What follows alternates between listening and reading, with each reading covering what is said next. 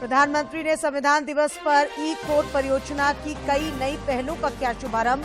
समापन सत्र में राष्ट्रपति हुई शामिल। राज्य भर में सरकारी कर्मियों को दिलाई गई शपथ। कृषि मंत्री बादल ने वर्चुअल माध्यम से सुखाड़ सहित अन्य योजनाओं की समीक्षा की।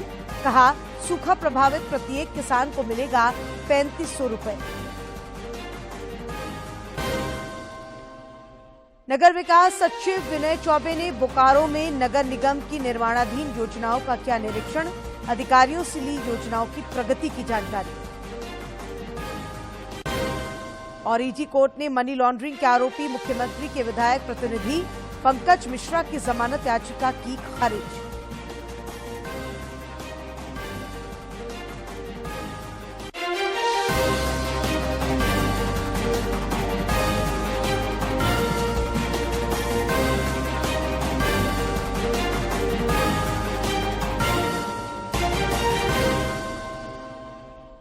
नमस्कार, खबरें झारखंड में आपका स्वागत है। मैं हूं डॉक्टर अशीता आनंद और अब समाचार विस्तार से। आज देश भर में संविधान दिवस मनाया गया।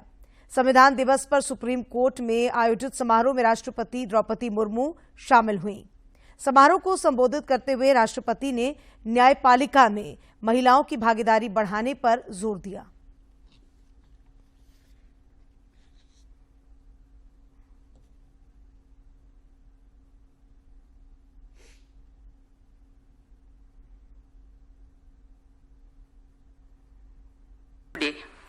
The adoption of the Constitution that has not only guided the journey of the Republic over the decades, but has also inspired several other nations in the drafting of their constitutions. The Constituent Assembly was composed of elected members who represented all the regions and communities of the nation. They included stalwarts of our freedom movement. Thus, their debates and the document they prepared reflect the values and guided the struggle for independence. When we read the names of the members of the Assembly, we are bound to feel a surge of pride. The decades before independence were marked by the unusual number of extraordinary individuals. इससे पहले supreme court में आयोजित समारोह के उद्घाटन सत्र में प्रधानमंत्री नरेंद्र मोदी ने ई कोर्ट परियोजना के तहत कई नई पहलों का शुभारंभ किया। इस अवसर पर उन्होंने कहा कि हमारा संविधान हमारी सबसे बड़ी ताकत है। उन्होंने कहा कि वी द पीपल सिर्फ कुछ शब्द नहीं, बल्कि एक आह्वान है, एक प्रतिज्ञा है और एक विश्वास है।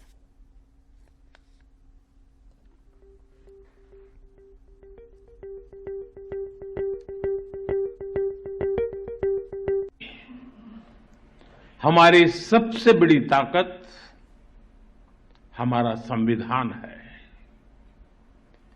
हमारे संविधान के प्रेम्बल की शुरुआत में जो वी द पीपल लिखा है, ये सिर्फ 3 शब्द नहीं है।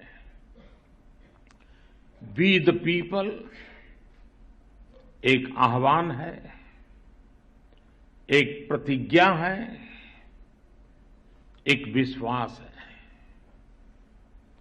संविधान में लिखी ये भावना उस भारत की मूल भावना है जो दुनिया में लोकतंत्र की जननी रहा है, मदर ऑफ डेमोक्रेसी रहा है। यही भावना हमें वैशाली के गणराज्य में भी दिखती है। मुख्यमंत्री हेमंत सोरेन ने संविधान दिवस पर ट्वीट कर कहा कि हमारा संविधान सदियों से शोषित रहे लोगों की आवाज है। उन्होंने ये भी कहा कि वंचितों को हक अधिकार का आधार है संविधान। देश की एकता और अखंडता का सार है संविधान, और ये सिर्फ एक किताब नहीं, ग्रंथ के समान है संविधान।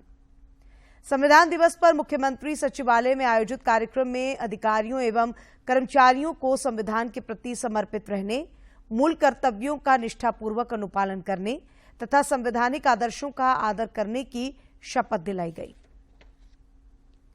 रांची जिला प्रशासन द्वारा एटीआई सभागार में संविधान दिवस समारोह का आयोजन किया गया, जिसमें उपायुक्त राहुल कुमार सिन्हा के नेतृत्व में संविधान की प्रस्तावना का पाठन किया गया।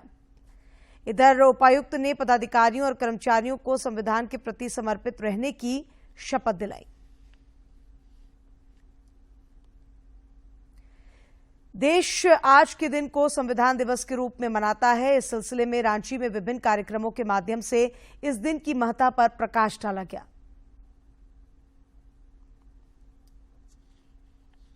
छब्बीस नवंबर को हर साल संविधान दिवस के रूप में मनाया जाता है। इस मौके पर रांची में आज नेहरू युवा केंद्र की ओर से रांची विश्वविद्यालय में एक सम्मेलन का आयोजन किया गया। इस मौके पर नेहरू युवा केंद्र की स्टेट डायरेक्टर हनी सिन्हा ने बताया कि संविधान के प्रति लोगों में जागरूकता लाने के उद्देश्य से विभिन्न स्कूल, कॉलेज और यूनिवर्सिटी में सम्मेलन आयोजित किया गया है। लोगों को कॉन्स्टिट्यूशन के बारे में जागरूक करना है और जो हमारे डॉक्टर भीमराव अंबेडकर, जो कि फादर ऑफ कॉन्स्टिट्यूशन जिनको कहा जाता है, उनको आज याद करना और उनको सम्मान देना। जितने लोग हमारे कॉन्स्टिट्यूशन से जुड़े हुए थे, जिन्होंने कॉन्स्टिट्यूशन बनाने का काम किया, उन सबों को सम्मान देना। संविधान दिवस के मौके पर आयोजित सम्मेलन में विश्वविद्यालय के छात्र छात्राओं ने हिस्सा लिया। उन्होंने प्रसन्नता व्यक्त करते हुए कहा कि संविधान दिवस के मौके पर उन्हें कई जानकार लोगों की बातों को सुनने और समझने का मौका मिला। संविधान दिवस को मनाने से कहीं न कहीं उन्होंने संविधान को और अच्छी तरह से समझा है। Give us knowledge about the Constitution, to give the to say the benefits or importance of what is the importance of our Indian Constitution, why it is the greatest constitution in the world. Giving us knowledge about the Constitution, and they also allowed us. They also made us the pledge, and we are thankful that they are present here. संविधान सभा ने भारत के संविधान को 2 वर्ष 11 माह और 18 दिन में 26 नवंबर 1949 को राष्ट्र को समर्पित किया था। इस सिलसिले में 26 नवंबर की तिथि को देश भर में संविधान दिवस के रूप में मनाया जाता है। रांची से कर्मवीर की रिपोर्ट। लोहरदगा समाहरणालय में आयोजित संविधान दिवस समारोह में उपायुक्त डॉक्टर बागमारे प्रसाद कृष्ण के नेतृत्व में संविधान की प्रस्तावना में निहित प्रावधानों का पालन करने का संकल्प लिया गया। इस अवसर पर जिले के तमाम वरीय पदाधिकारी उपस्थित थे। 1949 मिति मार्गशीर्ष शुक्ल सप्तमी संवत 2006 विक्रमी को एतद द्वारा इस संविधान को अंगीकृत, अधिनियमित और आत्मार्पित करते हैं। पश्चिमी सिंहभूम के जिला मुख्यालय चाईबासा में भी संविधान दिवस पर उपायुक्त द्वारा अधिकारियों और कर्मचारियों को शपथ दिलाई गई।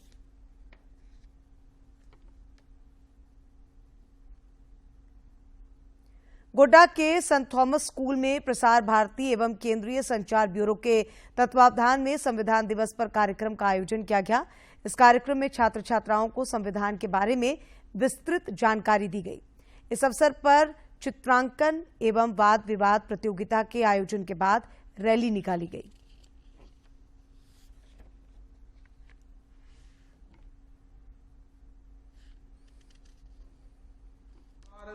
Enshrined in our constitution.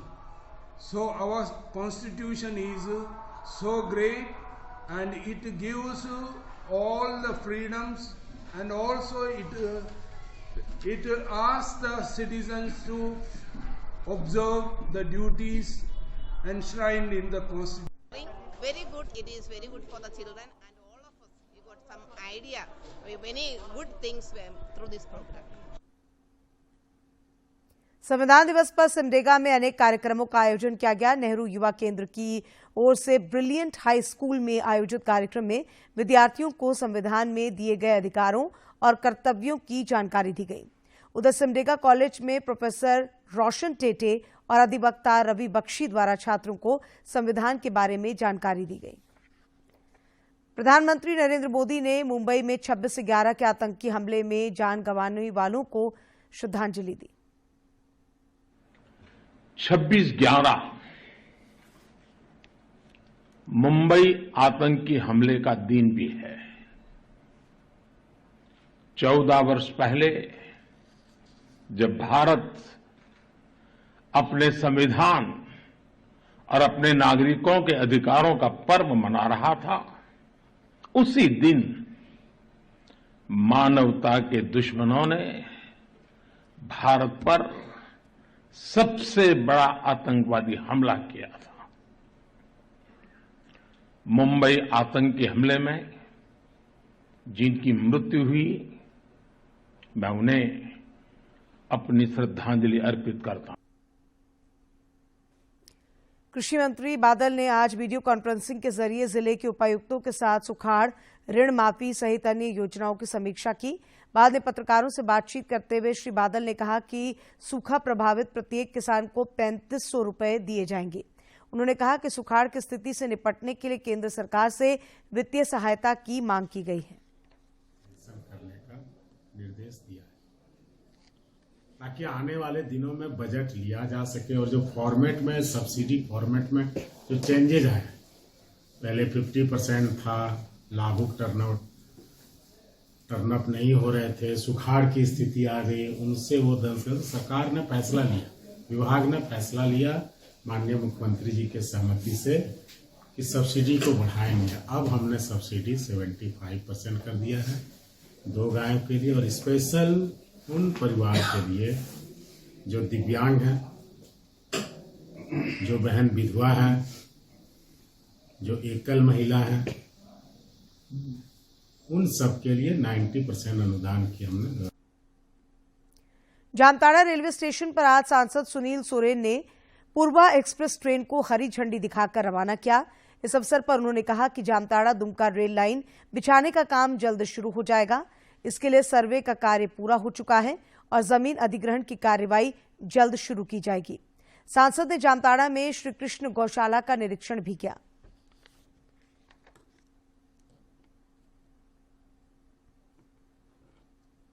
लोगों ने मुझे यहाँ की समस्याओं से अवगत कराया है, क्योंकि मैं पहली बार यहाँ पर आया हूँ और देखा कि मैंने बहुत सारे यहाँ पर समस्या है। मैंने कहा है कि यहाँ के जो समिति के जो लोग भी हैं पदाधिकारी, उसको मैंने कहा है कि जो आप एक प्रोजेक्ट तैयार कीजिए और हमारे यहाँ के राज्य सरकार के थ्रू हमारे सेंट्रल गवर्नमेंट को भेजिए। नगर विकास एवं आवास विभाग के सचिव विनय चौबे ने आज चास नगर निगम की निर्माणाधीन विभिन्न योजनाओं का जायजा लिया। इस दौरान उन्होंने अधिकारियों से योजनाओं की प्रगति की जानकारी ली तथा उसे शीघ्र पूरा करने का निर्देश दिया। चास नगर निगम की योजनाओं का निरीक्षण करने के बाद श्री चौबे तेलमच्चो में दामोदर नदी के किनारे बन रहे जलापूर्ति योजना को देखने पहुंचे। उन्होंने चास के काला पत्थर क्षेत्र में निर्माणाधीन प्रधानमंत्री आवास योजना का निरीक्षण भी किया।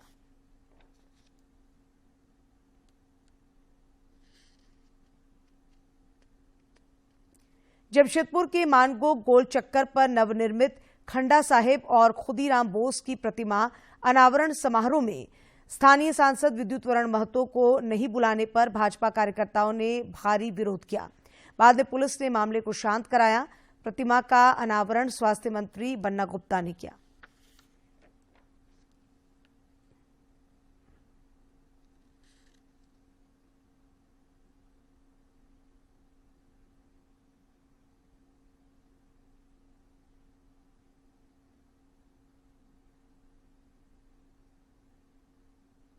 लोगों को घूमने के लिए पार्क बनाएंगे, लोगों को टहलने के लिए पार्क बनाएंगे, तो ये काफ़ी काम चल रहे हैं, आप अपने से जाके देख भी सकते हैं।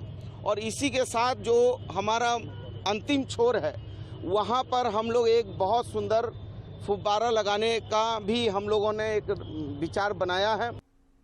नाराजगी है, क्या है? आपको नहीं बुलाया गया, यही सवाल है, उसका हिम्मत को देखिए। ईडी के आग्रह पर मुख्यमंत्री के प्रेस सलाहकार अभिषेक प्रसाद के अलावा मनी लॉन्ड्रिंग के आरोपी विशाल चौधरी, जे जयपुरिया और निश्चित केसरी के खिलाफ लुकआउट नोटिस जारी किया गया है। इनके देश से बाहर जाने पर रोक लगाई गई है। ईडी कोर्ट ने मनी लॉन्ड्रिंग के आरोपी मुख्यमंत्री के विधायक प्रतिनिधि पंकज मिश्रा की जमानत याचिका आज खारिज कर दी। पिछले मंगलवार को दोनों पक्षों की सुनवाई होने के बाद कोर्ट ने फैसला सुरक्षित रख लिया था। गौरतलब है कि ईडी ने पंकज मिश्रा को 19 जुलाई को गिरफ्तार किया था, तभी से वे जेल में हैं। कोल्हान विश्वविद्यालय के जमशेदपुर स्थित शाखा कार्यालय के समक्ष आज छात्र संघ ने प्रदर्शन किया। छात्र संघ का आरोप है कि PG2 सेमेस्टर के छात्रों का अभी परीक्षा फॉर्म भरा जा रहा है। वहीं प्रबंधन ने अगले माह ही परीक्षा की तिथि घोषित कर दी है। इनका कहना था कि जब विद्यार्थियों को पढ़ने के लिए समय ही नहीं मिलेगा तो वे परीक्षा कैसे देंगे।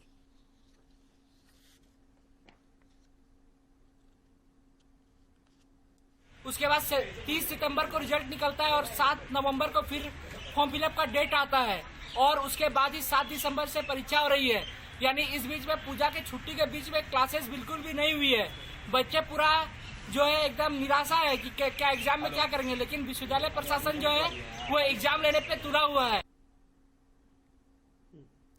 श्रीहरिकोटा के सतीश धवन अंतरिक्ष केंद्र से उपग्रह प्रक्षेपण यान PSLV-54 को अंतरिक्ष में छोड़ा गया। इसके पेलोड में महासागर मॉनिटरिंग उपग्रह और 8 नैनो उपग्रह शामिल हैं, जिन्हें निर्धारित समय में 2 घंटे के भीतर सूर्य की कक्षा में स्थापित किया जाएगा। इसरो के अध्यक्ष S सोमनाथ ने पहले चरण में PSLV मिशन के सफल प्रक्षेपण पर टीम को बधाई दी।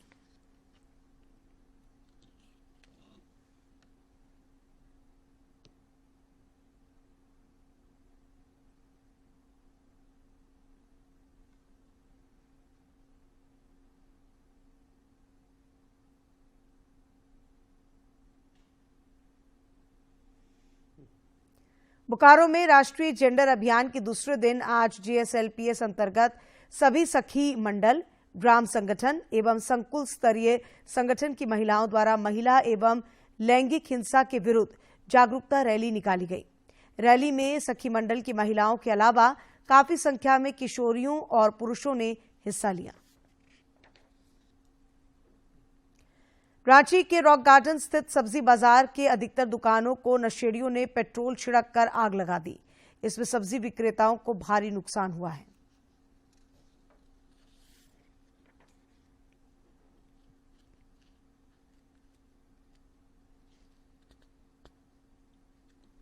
लोहरदगा के उपायुक्त के निर्देश पर आज प्रखंड स्तर पर गठित सद्भावना मंच के द्वारा विभिन्न कार्यक्रमों का आयोजन किया गया। कई प्रखंडों में फुटबॉल मैचों का आयोजन हुआ। वहीं कैरो में क्रिकेट मैच, भंडरा में साहित्य पर चर्चा और कुड्डू में वाद विवाद प्रतियोगिता एवं नाट्य मंचन किया गया। राज्य के विभिन्न जिलों से आए दिव्यांगों ने अपनी मांगों को लेकर आज राजभवन के समक्ष धरना दिया।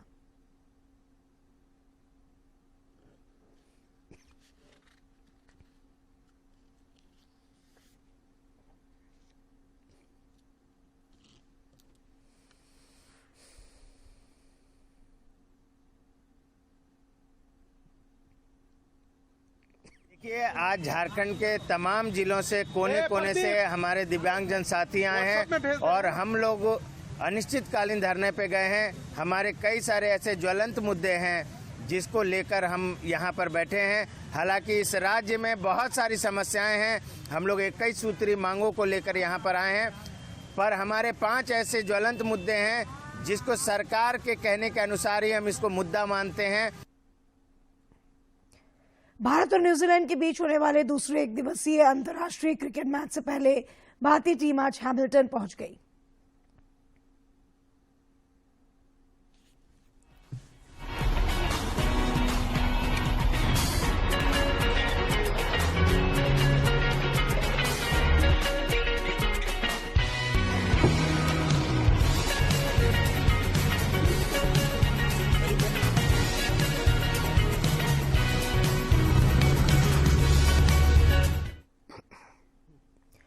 प्रधानमंत्री नरेंद्र मोदी कल सवेरे 11 बजे आकाशवाणी पर मन की बात कार्यक्रम के जरिए देश विदेश के लोगों के साथ अपने विचार साझा करेंगे। इसका प्रसारण दूरदर्शन और आकाशवाणी के समूचे नेटवर्क पर प्रसारित किया जाएगा। जन जन की संघर्षों के कुछ किस्से, कहानी कुछ सफलताओं की, अनकही विरासत की, उम्मीदें नए भारत की। महीने के आखिरी रविवार का रहता है इंतजार। मलयाचल के आंचल से विंध्याचल के आंगन तक, ब्रह्मपुत्र के घाट से हिमालय के विस्तार तक होती है मन की बात प्रधानमंत्री के साथ। तो सुनिए इस महीने 27 नवंबर सुबह 11 बजे मन की बात। आकाशवाणी और दूरदर्शन के सभी चैनलों पर। इसके अतिरिक्त आकाशवाणी और दूरदर्शन के YouTube चैनल और प्रसार भारती के ऐप न्यूज ऑन एयर पर सजीव प्रसारण लाइव स्ट्रीमिंग के माध्यम से। तो सुनिए इस महीने 27 नवंबर सुबह 11 बजे मन की बात। और अब बात मौसम की। राजधानी रांची समेत राज्य भर में दिन में आसमान साफ होने की वजह से कड़ी धूप निकल रही है, वहीं रात के तापमान में गिरावट दर्ज की जा रही है। मौसम विज्ञान केंद्र रांची के वैज्ञानिक अभिषेक आनंद ने बताया कि राज्य में शीतलहर चलने की स्थिति बनी हुई है, खासकर राज्य के पश्चिमी हिस्सों में शीतलहर चल रही है। और अब एक नजर डालते हैं प्रमुख शहरों के आज के तापमान पर। राजधानी रांची का अधिकतम तापमान 24.9 और न्यूनतम 12 डिग्री सेल्सियस रिकॉर्ड किया गया। जमशेदपुर का अधिकतम तापमान 28.8 और न्यूनतम 12.2 तथा डाल्टनगंज का अधिकतम तापमान 29.2 और न्यूनतम तापमान 7.8 डिग्री सेल्सियस रिकॉर्ड किया गया। राजधानी रांची में ठंड बढ़ने के साथ ही जगह जगह गर्म कपड़ों का बाजार सज गया है। इस बार ठंड के बाजार में फैशन की गर्माहट दिख रही है। बच्चों से लेकर बड़ों तक का वुलन कलेक्शन लोगों को खूब लुभा रहा है। लोग परिवार के सदस्यों के साथ गर्म कपड़ों की खूब खरीदारी कर रहे हैं।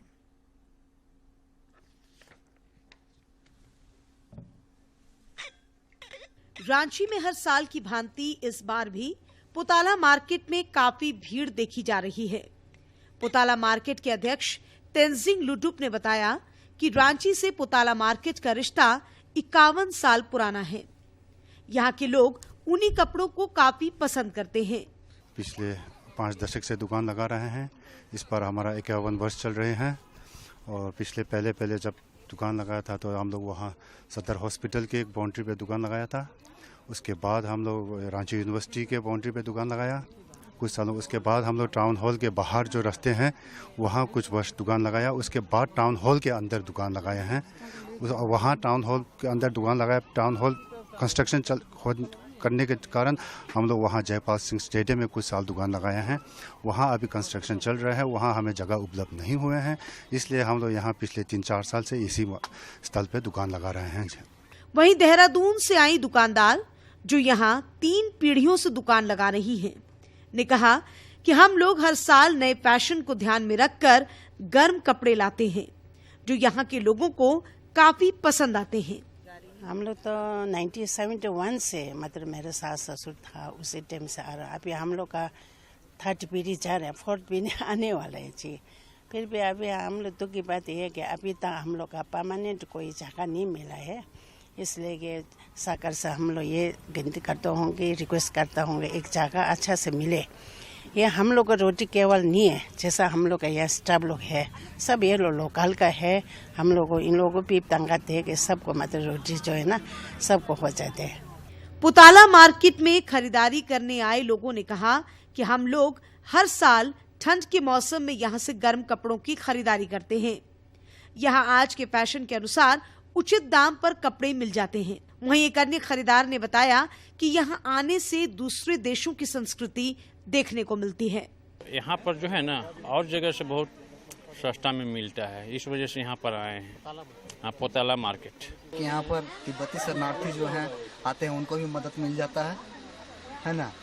साथ साथ में एक बाहर का आदमी से कल्चर जो मिलता है वो थोड़ा सा अच्छा लगता है। रांची में ठंड पड़ते ही रांची वासियों को बेसब्री से पुताला मार्केट का इंतजार रहता है। रांची के कई हिस्सों में पुताला मार्केट लगा हुआ है जहां लोगों को खरीदारी करते देखा जा सकता है। रांची से सरिता की रिपोर्ट। और अब देखते हैं क्यों खास है इतिहास में आज का दिन। 26 नवंबर साल 2015 से भारत में संविधान दिवस मनाने की शुरुआत हुई। आज ही के दिन साल 1949 में भारत गणराज्य का संविधान बनकर तैयार हुआ। भारतीय संविधान विश्व का सबसे लंबा लिखित संविधान है। संविधान सभा के प्रारूप समिति के अध्यक्ष डॉक्टर भीमराव अंबेडकर के 125वें जयंती वर्ष के रूप में पहली बार भारत सरकार द्वारा संविधान दिवस संपूर्ण भारत में मनाया गया। इससे पहले इसे राष्ट्रीय कानून दिवस के रूप में मनाया जाता था। संविधान सभा ने भारत के संविधान को 2 वर्ष 11 माह 18 दिन में पूरा कर इसे राष्ट्र को समर्पित किया। देश के संविधान के बारे में नागरिकों के बीच जागरूकता फैलाने और संवैधानिक मूल्यों का प्रचार करने के लिए संविधान दिवस मनाने का फैसला किया गया। 26 नवंबर साल 2008 को आतंकवादियों द्वारा मुंबई पर सबसे बड़ा आतंकी हमला हुआ। इस हमले को 26/11 का नाम दिया गया। इस हमले ने पूरी दुनिया को हिलाकर रख दिया। समुद्री रास्ते से आए आतंकवादियों ने मुंबई के Taj hotel, Leopold café, Chhatrapati Shivaji terminus और नरीमन हाउस को निशाना बनाया। आतंकवादियों ने अपने AK-47 राइफलों से जगह जगह अंधाधुंध गोलीबारी की, हथगोले फेंके और आग लगाई। लगातार 60 घंटे तक चले इस हमलों को पूरी दुनिया ने टेलीविजन पर देखा। इन हमलों में लगभग 170 लोग मारे गए थे, जिनमें कई विदेशी नागरिक और सुरक्षाकर्मी थे। इस हमले में करीब 300 लोग घायल हुए थे। जब कार्रवाई खत्म करने की घोषणा हुई तो 10 हमलावरों में से 9 मारे जा चुके थे। केवल एक हमलावर को घायल अवस्था में गिरफ्तार किया जा सका था। ये सभी हमलावर पाकिस्तानी थे। हालांकि पाकिस्तान पहले इससे इनकार करता रहा। बाद में उसने इसे स्वीकार कर लिया, लेकिन कहा कि इस हमले से सरकार या सरकारी एजेंसियों का कोई लेना देना नहीं है। इस हमले में पकड़े गए आतंकवादी अजमल कसाब पर मुकदमा चला और उसे दोषी करार देते हुए फांसी की सजा दी गई। वयोवृद्ध अभिनेता विक्रम गोखले का पुणे के एक अस्पताल में मल्टी ऑर्गन फेलियर के बाद 77 वर्ष की आयु में निधन हो गया। उनके निधन से फिल्म इंडस्ट्री में शोक की लहर दौड़ गई है। और अब कुछ खबरें राज्य के विभिन्न जिलों से।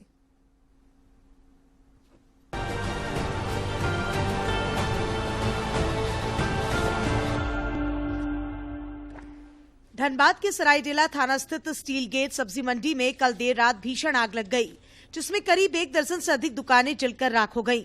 इस अग्निकांड में लाखों रुपयों का नुकसान होने का अंदाजा लगाया जा रहा है। स्थानीय लोगों की सूचना पर दमकल कर्मियों ने घंटों कड़ी मशक्कत करने के बाद आग पर काबू पाया। पाकुड़ नगर परिषद के अध्यक्ष संपा शाह के नेतृत्व में एक प्रतिनिधि मंडल ने पेयजल एवं स्वच्छता विभाग के कार्यपालक अभियंता से मिलकर शहरी जलापूर्ति योजना के संदर्भ में बातचीत की। अध्यक्ष ने बताया कि कुछ कारणवश योजना लंबित पड़ी है। उन्होंने कहा कि अगले 6 महीने के अंदर योजना का काम पूरा हो जाएगा। रांची के मोरहाबादी मैदान में चल रहे एक्सपो उत्सव में लोगों की भारी भीड़ देखी जा रही है। लोग अपने परिवार और दोस्तों के साथ विभिन्न स्टॉलों का भ्रमण कर अपने पसंद के सामानों की खरीदारी और बुकिंग करवा रहे हैं। इस साल एक्सपो में इलेक्ट्रिक व्हीकल के कई स्टॉल लगाए गए हैं। JCI रांची के अध्यक्ष सौरभ शाह ने बताया कि ये एक्सपो 28 नवंबर तक चलेगा।